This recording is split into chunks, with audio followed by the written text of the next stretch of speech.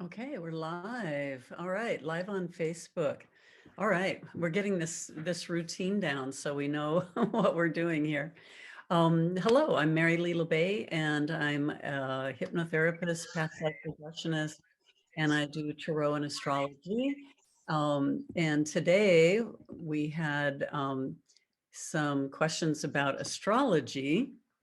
So it's a big topic, but I want to introduce Anna, my assistant. She'll monitor the Facebook, and if you have any questions for me, you can put it in the Facebook chat. And actually, Anna, if you'd also like to put the Zoom link in the Facebook chat, so in case people want to come in here, because if you're in the Zoom room, you can ask questions, although you can ask questions in Facebook too, but it's easier to interact in Zoom. But anyway, welcome today. And Cinda is the guilty party that had asked me to talk about astrology. And then I thought, oh my goodness, astrology is such a big topic. And we've got people, I'm sure, from all levels of study. And so just not really sure where to start on the topic. So I don't know. If people have questions, we can talk about it. And Cinda, what did you say that you had said something? Oh, I talked about people who have a 12th house sun. Right. Um, I was gonna say my husband and I are just a day apart, and we're both Gemini suns, Cancer moons, but he's a Virgo rising and I'm a Gemini rising. And even though we're so close and we share so many things, we're so different. Uh, just because of the placement of the houses and when we were born. And anyway, I find that fascinating. People who have the same sign, even duplicate signs, and still can be so different. Yeah, absolutely. I had a friend whose birthday was just one day ahead of me. And so all of our planets were like within a degree of each other, some just completely the same, except the moon had gone from one sign to another. And we were so different, such different people. I mean, a lot of the similarities, but because of the moon, emotionally and more psychically, very different creatures.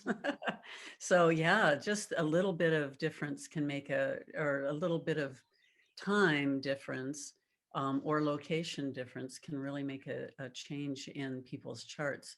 Um, One of the things that so let's talk about 12th house placement.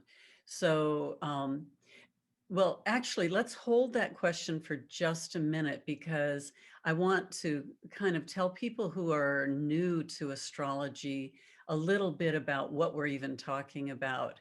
So what I'm going to try to do is share my screen, and I have a chart up here that we can look at. It's the chart for today. And let me shuffle a few things around here. Oops. Oh, I almost ended this conversation. Hold on. Wrong screen. Okay, hold on. Sorry. Share.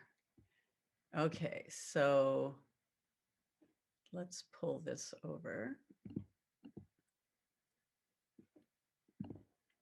Okay, so here's today's chart. And so so let's just talk about some of the parts of the astrology chart. So if you're pretty new to astrology, um, the, when we do a Western astrology chart, we look at it in a circle. Typically, there are other ways to look at it, like a grid like that, if we want to see the aspects. But taking a look at the chart, this is the star pattern or the map. This one happens to be today. I can move it ahead just a little bit. So that was just a few minutes difference in time, and you could see that things had shifted a little bit. And then the circle is divided into these pie pieces, right? And on mine, if you can see it well enough, if you can see it well enough, there's numbers 1, 2, 3, going around the circle. And those are the numbers, they indicate like first house, second house, third house, fourth house. And this is, what we're talking about when we talk about houses is, what is inside this little piece of pie.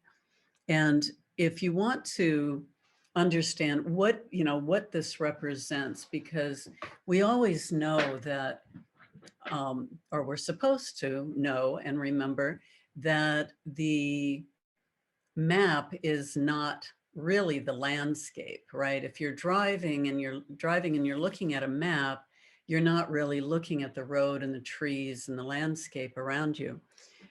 So this is a map, so we're not really looking at the stars and everything, but it gives us a framework in which to work. And so this particular map puts the Earth right in the middle. So when you were born, your first breath, we do the birth chart from the first breath that you take as a baby. And so you would be right here in the middle. And if you were to look at the stars and the sky and the planets, you would see all of this circling you in this pattern. So this is what it would look like if you were looking at the sky. In the same way that if you look at the sky tonight, it'll pretty much look like this. The moon, moves pretty fast, so it'll start moving through here a lot faster. Actually, this direction. Wait a minute. Where are we? Yeah, the moon will start moving through here. But so this is the map of what the sky looks like right now. If it was dark out and you could see the planets, you would see them lined up like that. And it's from our perspective being in the middle. So we know that there are distortions because we're not really in the middle of our solar system. It's not a circle and we're not in the middle. We've got the sun over here on the side where really we would all be traveling around the sun. So in some charts, you'll see a lot of distortion in these houses. There's some, especially if you're born really far north or really far south. Well, this actually has distortions. You can see that Leo is on the first two houses. So if you were drawing it the way that the sign would start here and go all the way to here. Virgo, Libra, and then you can see Scorpio is inside the fourth house and it doesn't have a cusp at all. So it's what we call intercepted here. So it's a little bit less powerful when it's intercepted like that because it's not on a cusp. And then that would make Taurus.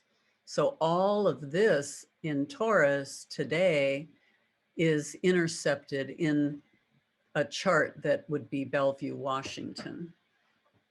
So maybe that's too much information. But at any rate, each of these houses rules a different part of our life. So when we see planets moving through here and the way that they're interacting with each other, all of these lines are aspects, and it's how they are by angle, how they relate to each other by angle. That shifts and changes as the planets move through here.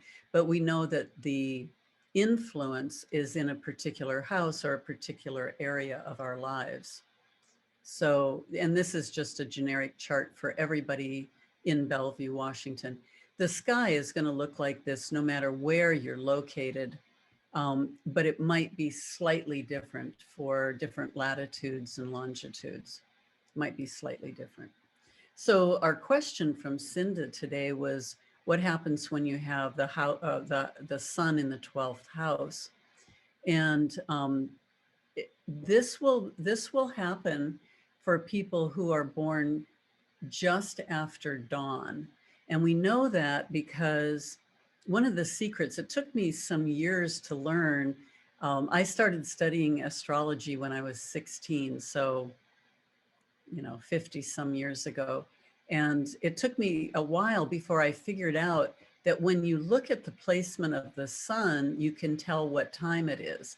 So here we are basically at noon, and the sun is right up there in this chart, right? It's right up at the midheaven, at the top of the chart.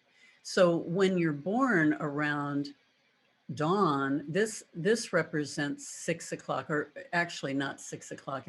It represents dawn, the sun rising, and that's why we call it the rising sign. So this is also called the ascendant and descendant. And the sun rises here, goes up here at noon, and then comes down here and sets. And then this is all nighttime.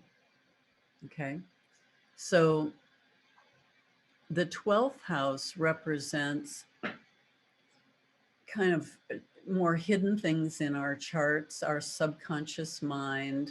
Um, it does represent religion, spirituality, drugs, institutions, uh, incarceration, a lot of karmic stuff, hidden enemies.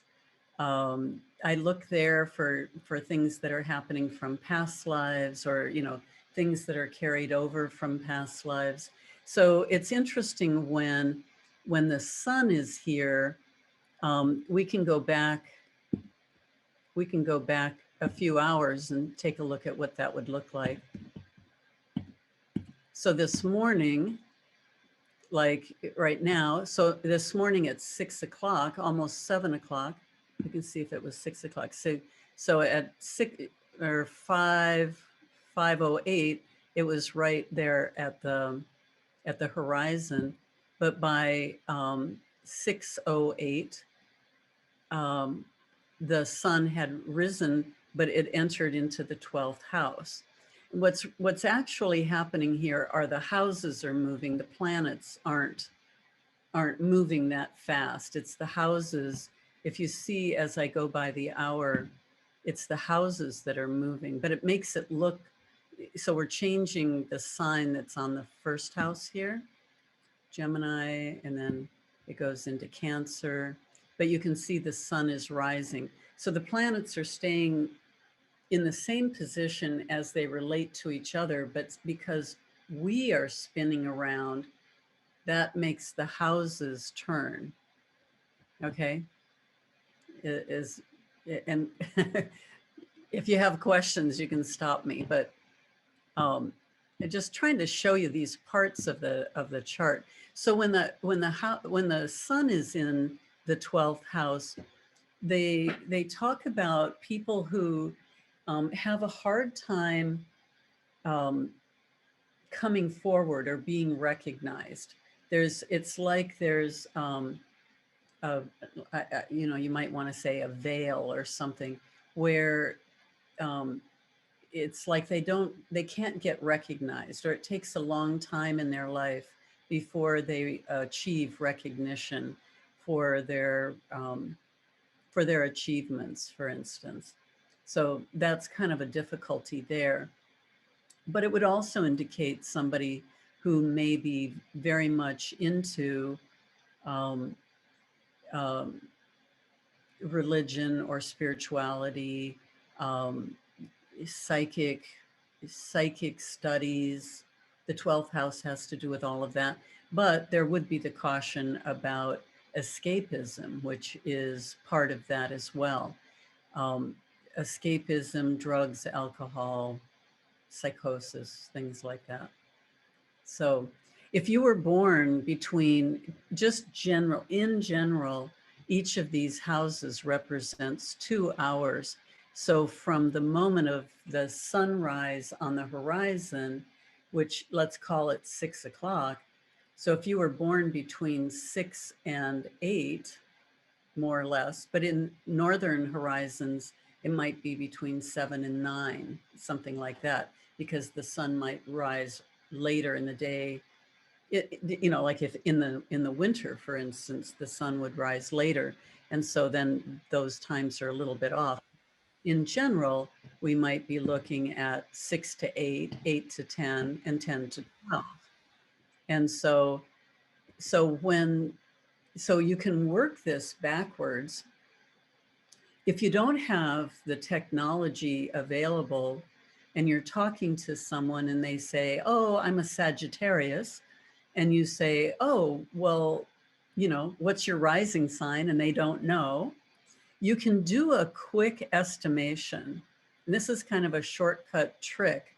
You can do a quick estimation by the time of day. So if you say, "Well, what time of day were you born?"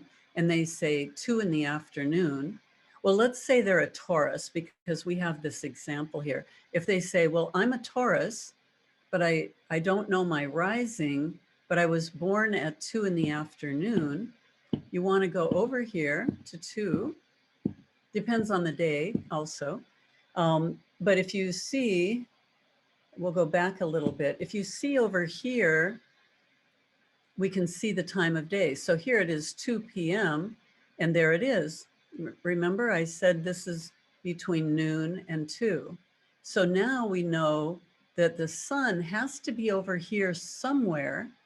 And so we can guess that, well, it's real possible that your rising sign is Virgo. But you can see it's 1 degree, so it also could very well be Leo. If they're off by 10 minutes, that could change the rising sign. But I think this is really a clever little shortcut, or, something. So you could, if you were doing that and you were talking to your friend and saying, "Huh, you're a Taurus, and we're going to figure out from your time about what your rising sign is," we could say, "Well, it's probably Leo or Virgo because of the time that you were born." Because if they were born, let's say they say 2 o'clock, this is 2:07, which makes a difference also. But let's say they say it's 2 o'clock, but in reality it was 1:50. Come back here, you can see we're already into Leo. So that 10 minutes really made a big difference. So they were still born at, in that range, but every 4 minutes, this changes by a degree. So if your birth time is off by 12 minutes, this could change this from 29. So this is 1, 2, 3, 4, 5, 4 or 5 minutes and you're already into Virgo. So if you're really on the cusp, then you'd have to be pretty precise on your time of birth. But what we do is then we just get to know the person, or they get to kind of assess themselves whether they think they have a strong Leo personality or a strong Virgo personality. Is that making sense? Does anybody have questions so far? I know I'm kind of like jumping into a whole lot of information here, and I can only see a few of you on my screen. Oh, yeah, I can go down, can I? So if anybody has a question or anything, you can unmute yourself and ask a question. I was wondering about the 5 planets with the sun. Is that unusual that there's 5 planets in one house at a time? So when there's, I count it as 3 or more. Some people might say 2 or more um, together. We call those stelliums. And it happens about once a month. It'll happen in the sign of the sun, because there are planets that are very close to the sun. So let's just take a look. Let's do, whoops, that's not the one. Let's go by days. I love this. This is this is Astro Gold for the Mac, and the equivalent on a PC is Solar Fire. they're several $100s to get, to invest in, but they're really fun to work with. So let's say that, let's just go for now. Right now we're here and we have this cluster. And we know that Venus and Mercury move really fast, but they're circling the sun. Mercury is circling the sun. We're circling the sun, so they're going front and back, and that's why we get Mercury retrograde too. Okay, do you people understand Mercury retrograde? We talk about it all the time, but what is that? Um, so well, let me answer your question first. So if we go forward by the day, whoops, that was the wrong one. Okay, well, maybe that one would work. But so things start to spread out a little bit more. And so this is a point. This is the North Node. This is the part of fortune, and this is Black Moon Lilith. So if we removed those, we just really had the Sun and Mercury and Venus. But you can see that they start to spread out. Then the Moon is moving through there. And now it's just the Sun and Mercury really together, but you know, they're almost half a sign apart now. Venus has moved on. Um, but then when we get into the next month, um, all right, so now we have, oh yeah, we have a Cancer sun. Let's see what happens here. So then Mercury went retrograde, but here it comes up again. The moon comes across, and Mercury comes up, is coming up there. But see, these are really, there's not really a whole lot of clustering there. So, it happens. There are people, I have friends who were born during Aquarius in 19, I want to say 61. I think it's around 60 or 61. And there were like all but one planet was in Aquarius. It was just like a crazy time. And so every so often we'll have that happen where all the planets, and it really depends on like where these outer planets are because they move so slowly. Like this past winter, we had Jupiter, Saturn, and Pluto all together in Capricorn. And then the sun had come around, and of course, Mercury, Mars, and Venus. And we had a huge cluster of planets in Capricorn over the winter. So that was really pretty remarkable. But so this is a little bit unusual.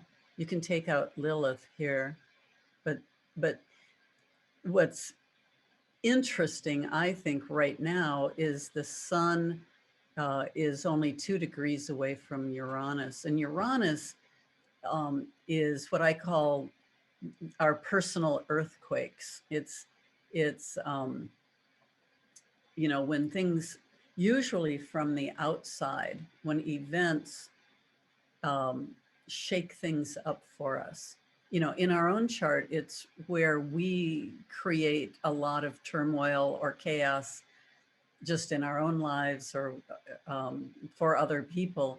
But when it's coming by transit into our chart, there's, a lot of changes that happen, and you have to really be ready to be flexible or, like I say, surf the chaos, be able to just roll with it or be able to manage it once those things happen. So it's sort of like if a volcano goes off or an earthquake happens and, um, you know, your house is crumbling and it's all in a rubble, you have that opportunity now because things that were fixed in your chart, places where you were stuck, you would have the chance now to rebuild that foundation, to rebuild, to reorder things out of the rubble. So maybe, some outside either person or event or situation happens, but then you get to fix that by putting it in an order that's even better than it ever was, or let it lay there as a rubble. You know, a lot of people, you know, these disasters happen or things go sideways, and then they just live with that, you know, or, you know, deal with it through drugs and alcohol or escapism or some other way that they're dealing with it. What I like to do with my clients is like, well, let's take a look at it. And now let's lay the bricks or the stones in a better pattern and, you know, have a nice platform to stand on from there instead of letting it just lay in rubble. Um, who else has questions? Are there any questions from Facebook, Anna? No, no questions. Everybody knows all of this stuff, right? um, I'd like to know what you want to know because I do teach a full certification course on this, and there's a lot to talk about. It's a lot of information, so I'm trying to figure where's a good place to start. I have a Um, question. yes, Gina.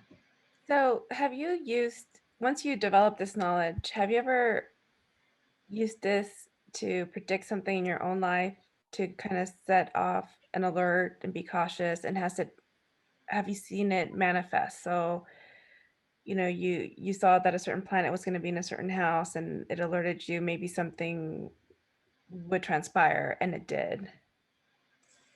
Um, yes, I'm trying to think of a specific example. Um, what I do, I mean, how I approach this um, is not necessarily to make specific predictions. There may be astrologers that can do this, but astrology is really you know, an energy or a gravitational pull that has a tendency for patterns. And so I look for the opportunities or the challenges that are coming up, and so I do use it that way. Like for instance, um, oh, some good examples. Well, and we're going to talk about Saturn returns too. I think that's a good topic. But what I noticed in my chart was Pluto. So, you know, some of the inner planets move very fast, and so they have a fleeting influence. It's like, you know, especially the moon. It's very fleeting. It's moving um, through a different sign every 2.5 days, and so it's moving past those planets pretty quickly. So there may be some emotional turmoil or something that comes up. But when you get to Saturn, Jupiter, Uranus, Pluto, those planets stay there for a much longer time and really have an influence that goes much deeper. And um, so what we see is, well, so in my chart, Pluto, and you can see it here, it's now at 26 degrees of Capricorn right here. But about a year and a half ago, for a very long period of time, it sat within range of my Mercury, which is at 18 degrees Capricorn right here. Um, Once it's this far away, it's really no longer influencing me in the same way. But I could see it come up. So the way that it moves, you know, all the outer planets, they kind of move forward and backwards and forward and backward, you know, and like Pluto kind of sits there for the longest time and it just kind of inches its way around. And so it was sitting there for a long period of time. And I had watched it come up to there, and I was like, "Oh my God!" Because Pluto is really deep transformation.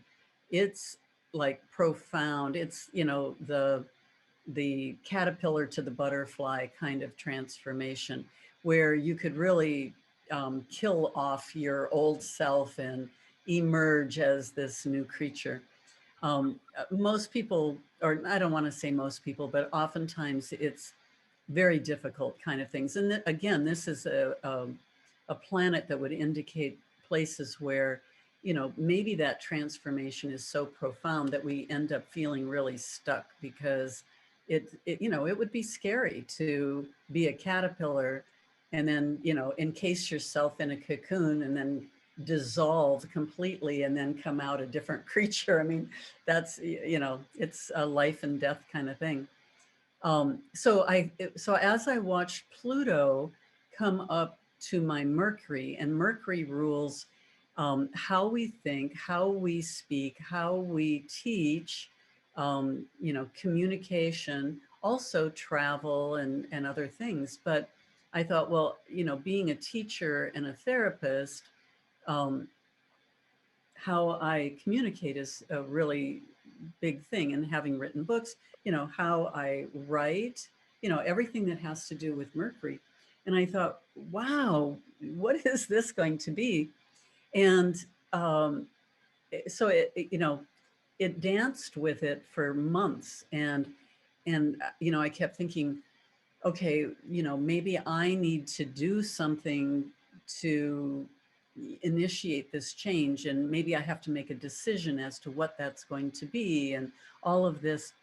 But then as it moved away, it just all became a lot clearer as to what that was going to be, how I was going to transform, mostly in my career as far as teaching and um, uh, writing and whatever.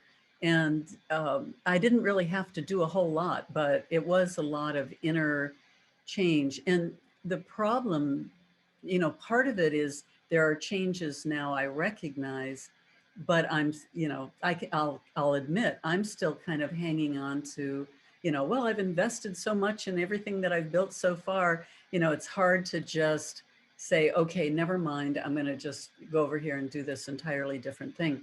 And in my case, it didn't have to be entirely different, but maybe the way I approached it. So in that case, I was really watching it. The other one that I watched is Saturn, and this is one I want to talk to you all about. The Saturn return. Um, do we know what Saturn return is, right? Yes, good. No, yeah. I figured there'd be a yes and a no here.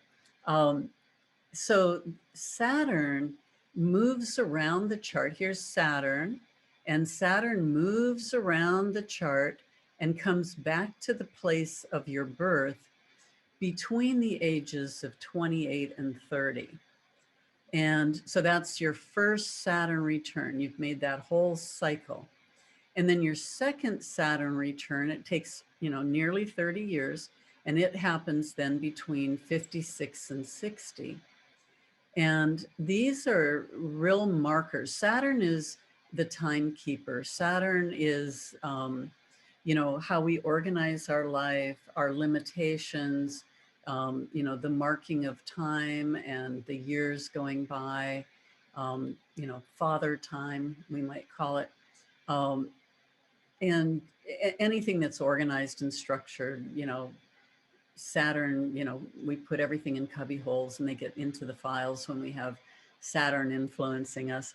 But the Saturn return cycle is really interesting. So in those first 28 to 30 years, we're growing up and we're developing who we are and what we want. And we're still under our parents' care, and then we're in school and we're figuring out what we want to do and all of that. And around, typically, now, not everybody's going to follow this pattern, but typically around 28 to 30, there's this awakening to us being our own adult self.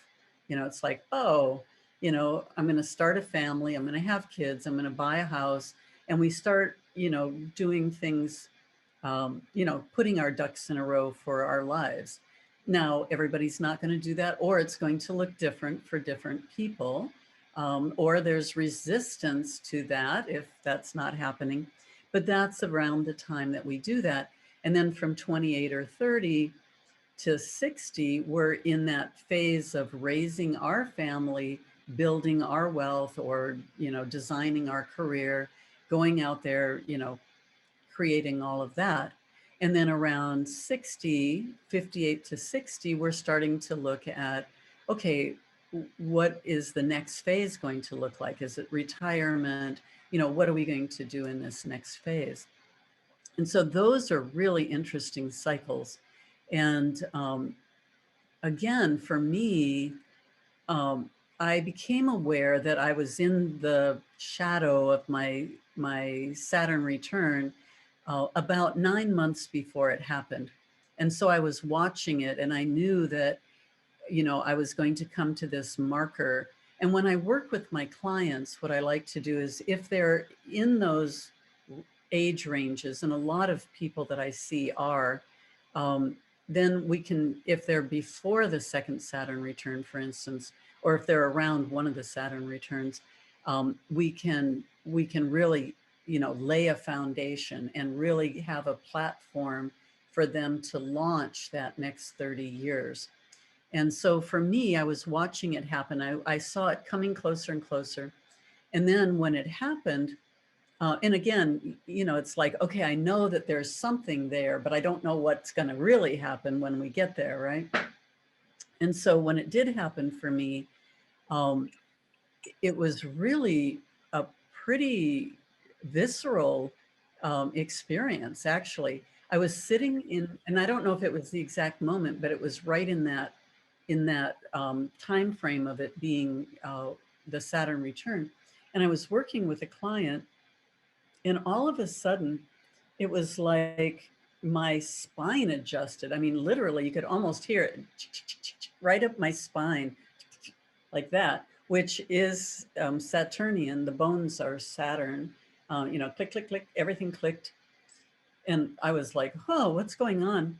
And then I had this vision come over me, like I was in a big round room, and there were doors all around in front of, and these were all the doors of all the things that I thought I could still do, right? Oh, I could start this other business, or, oh, I could be that. In that middle years, I was still dreaming of, well, what if I want to be a this or a that, right? Just whatever those dreams were. And I was just looking at this vision, and the doors started slamming, and I was like, what? And, there was this voice in my head that said, those are never going to happen now, which, at the beginning it was like, oh, it was kind of startling to realize that was not really a practical thing to start up at this age. But then there were, big, bright, beautiful door, there. And it was like, okay, you need to walk through this door, which is what you've already set up for yourself. And you need to make it bigger and go deeper and broader. And so instead of holding out that there were going to be all these other avenues of what I was going to do with my life, I needed to really focus and drive that deeper. And so it was like, oh, okay. So that was the message for me. To me, it was really beautiful and a very stark experience, a very, like in your face, an undeniable experience. For other people, it's different. For people, I've had people come in and say, oh, I had my second Saturn return, and oh, I'm so stressed and, traumatized by it. And I don't know if it's because they're turning 60 and that's a big deal.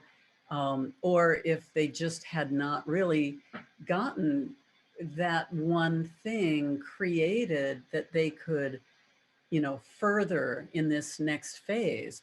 So when I'm working with clients who are facing that second Saturn return, it's like, well, let's lay that foundation. Let's get your bricks laid, your cobblestone street, done really nicely, so that you have that path and you have that platform, and you can expand from there and take whatever that is deeper.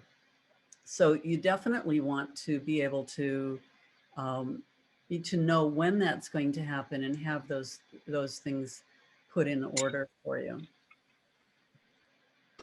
So those were some of the things that I experienced anyway. Debbie, did you ask something?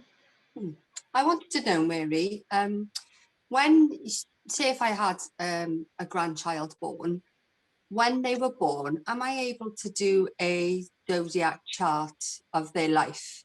So you could see when they're going to have a family or into that future. Can you have it actually mapped out so you can see realistically what your whole life is going to be like ahead? I think you can. I've never gone that far with a chart. Um, there probably are professional astrologers that could maybe take a look. I usually am looking more like within a year or two. Okay. And again, these are tendencies and challenges and opportunities, for us to look at. And, we look at the birth chart to see what their personality is and their character and their values and things. And then we would look at the transits, and you could go as far into the future as you want. And I think there would be ways to determine that. Because I've studied astrology all these years, but it's not like my main profession that I'm doing this full time every day. That's not typically my focus. I personally use the chart for myself or, loved ones or whatever, but I also draw up a chart for all of my clients. Even though we're using hypnotherapy or I'm giving a reading with tarot, I'll draw up the chart so that I can understand their personality and then look at the transits to see what, in this next period of time, what they're going to be, what are the energies, the opportunities, what kind of challenges might they be facing right now. Um, so you know, yes, that probably could happen, but it would still, the chart, we have to realize that the chart is the map, right? And sometimes if you're following a map and you're driving, some new unknown place, you may drive off the road, right? You may go, hey, let's just go off this way for a while, or let's go do this. And we still have that free will. And in fact, the chart is, our birth chart. We look at that and we should grow out of it, right? We should be looking at that and saying, hey, these are my talents and these are things that are strong that I want to enhance. But there are things in my chart that are going to be my challenge, my Achilles heel. These are my weaknesses, and I need to learn the lessons and overcome this, and pick up that challenge and work with it so that this chart doesn't rule me. That I'm the master of my chart. These were just the cards that I was dealt, right? Okay, I have this hand, but I'm not just going to let it be a losing hand or a weak hand. I'm going to try and play the game in a way that is going to allow me to make, make my hand a better hand. And we can do that through the transits, because as the transits move, they're going to, you know, provide other energies for us as well, but also through the use of our, of our own values and our own decisions and actions. So even if you drew up the chart, and maybe it says, your grandchild is going to have, get married at 28 and have kids at 30 or something, they may get to be that old and say, I just want to focus on my career for another 5 years, and they could do it that way, and then the baby is really their career, right? And Yeah, then postpone that later for themselves. So, yeah, good question though. thank Um, you. yeah, you're welcome. Any other questions from anybody? Um,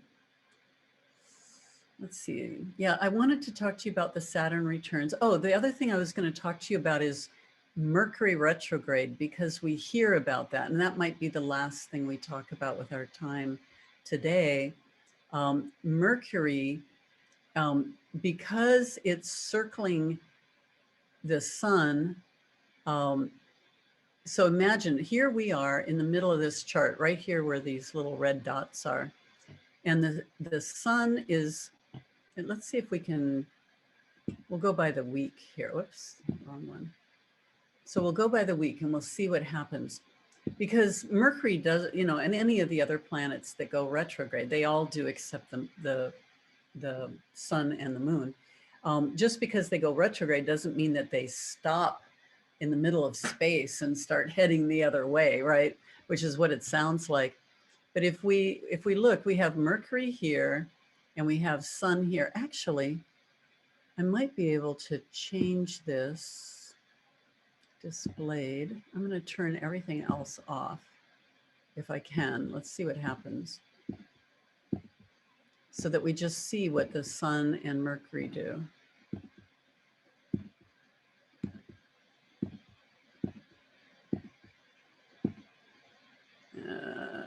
Okay, I have to save it. Mercury. Yeah. Ah, no, I don't want to do that. Let me save as Mercury. Yeah.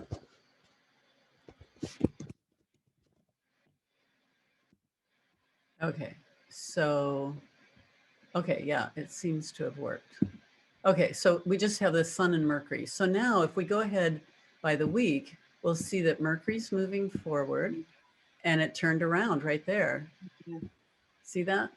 So it's circling the sun, but because it's between us and the sun, well, they all look like this eventually, but so then it goes back. Those are all Mercury retrograde. Now it stops and it comes back forward. Goes out there a ways and it comes back, and then it goes out again and comes back. Isn't that fun?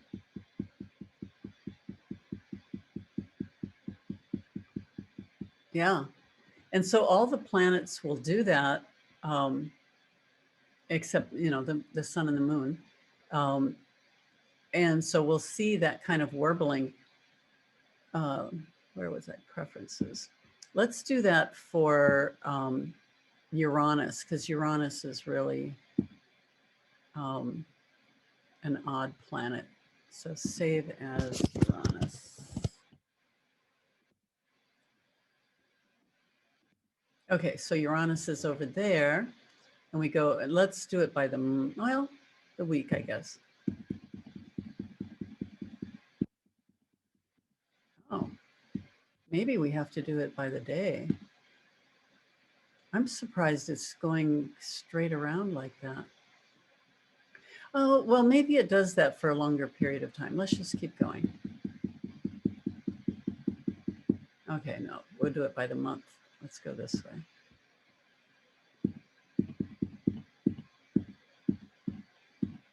Okay, make a liar out of me. Oh, wait a second. I think it's doing it, but it's not showing it the same way. Yeah, see, oh, so because we're in the same, because we're in the circle, it's going around us completely. But when it's, so this is a different thing to show you. So here we are now.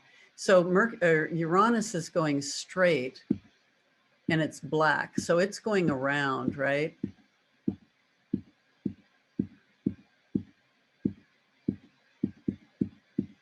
Oh, there it did. So then it turned red. Did you see when the numbers turned red? It means going retrograde. And now it's going straight again. So what happens is because we're inside this circle, it's circling around us also. But remember, we're in the middle here. And so when it's going this way, it looks like it's going forward. And then when it's going this way, it looks like it's going backwards, and then forwards and backwards and forward and backwards from our perspective. But anyway, so let's go back to here. Okay. So anyway, that's all I really need to share today. That's a lot of information for you. But are there any other questions? Anything else anybody wants to talk about? You can unmute and talk because I can't see all of you. but maybe there's no questions. Okay. Well, thank you for being here today. And next week we had a request to talk about soul families. So we're going to talk about that next week. And same time, same place, same number. So dial in and join us next week on Wednesday at noon. So thank you, Anna, for helping me out. And thank you all for being here today. And have a great week. See you next week. Bye-bye. Thank you. Thank you, Mary Lee. That was fascinating. My goodness. Thank you. Okay, good. Thank you. Thank you. Okay, bye. I'm gonna stop sharing. Bye. All right, bye-bye.